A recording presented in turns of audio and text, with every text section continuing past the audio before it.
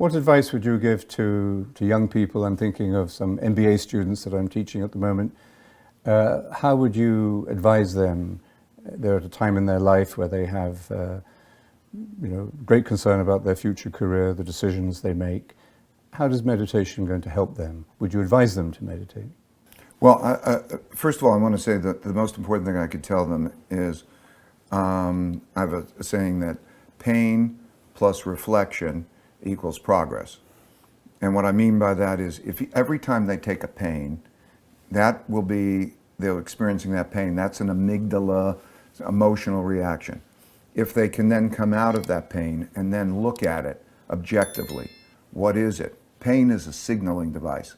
And so if you can look at that, there's a lesson because you can do something. Because another one of those is going to come along many, many, many, many times in your life. And if you can come out of that one painful experience and learn a lesson that'll help you in the next time, that will be terrific. And what happens in meditation, there are two things I'd say pertaining to meditation.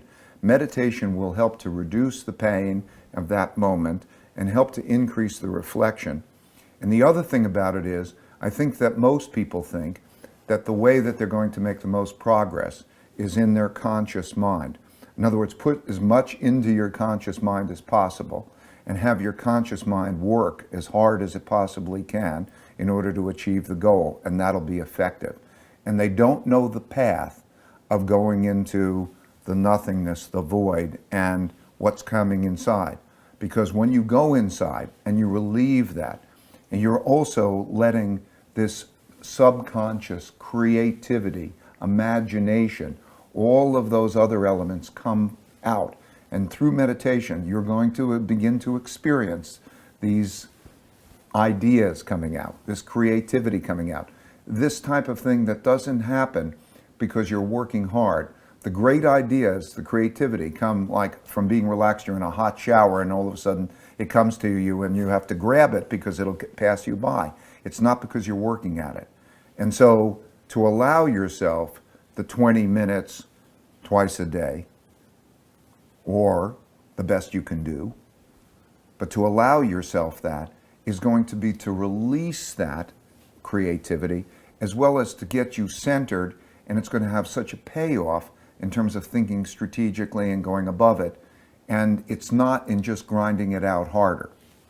I once asked Mr. Lee Kuan Yew in Singapore if he would recommend to world leaders when they come together for a summit meeting to meditate together. Let me ask you if you would recommend business leaders to meditate at the beginning of their meetings. Oh, I think it would be great if they would do it, because I know it changes your state of mind. I'm sure your students start to experience this. As you come through a meditation, and then you come out of that meditation and you have your communication, it's just so much more effective.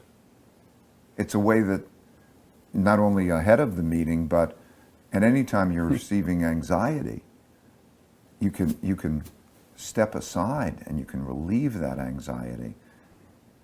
So many times I would recommend on different occasions to meditate. Meditation, I've said it many times, is the greatest gift that I can give anyone. What is your actual daily practice of meditation now?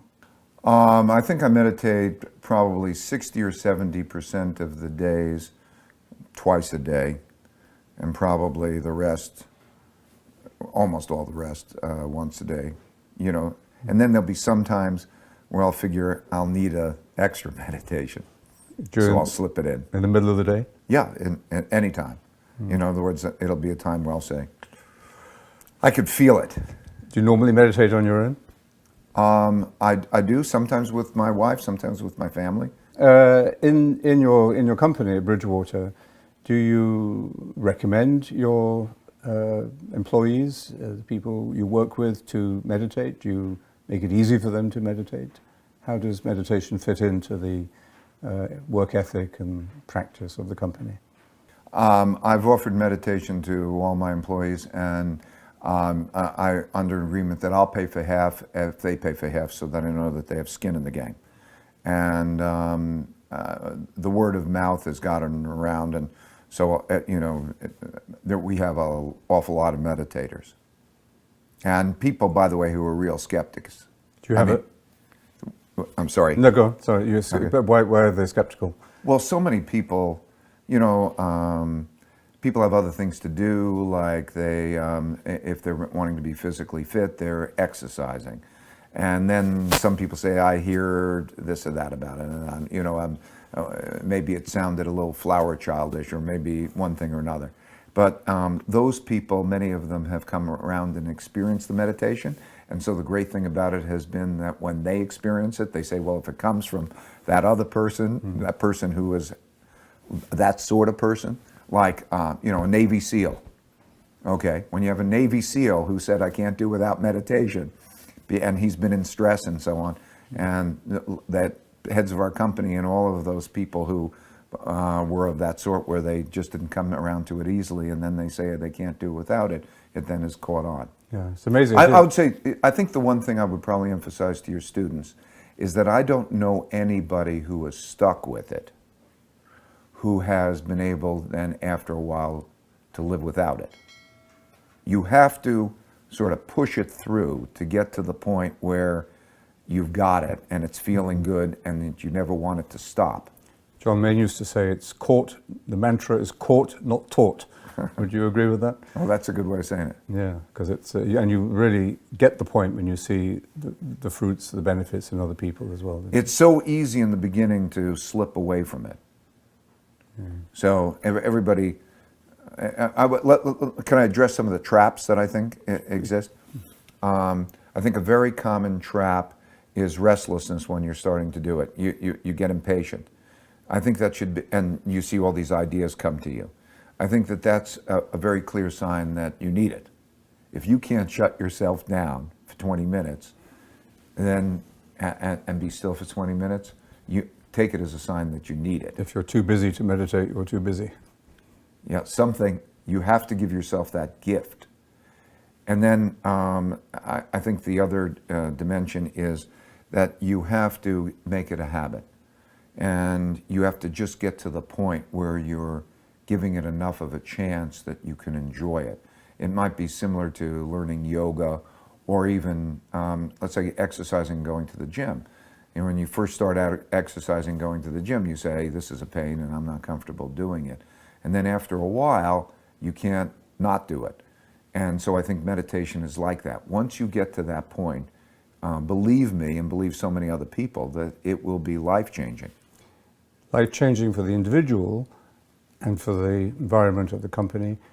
We live in a world where a lot of unethical values have crept into public life, as well as private corporations and so on, banking and lots of other areas of life. A lot of corruption in the third world, the developing world.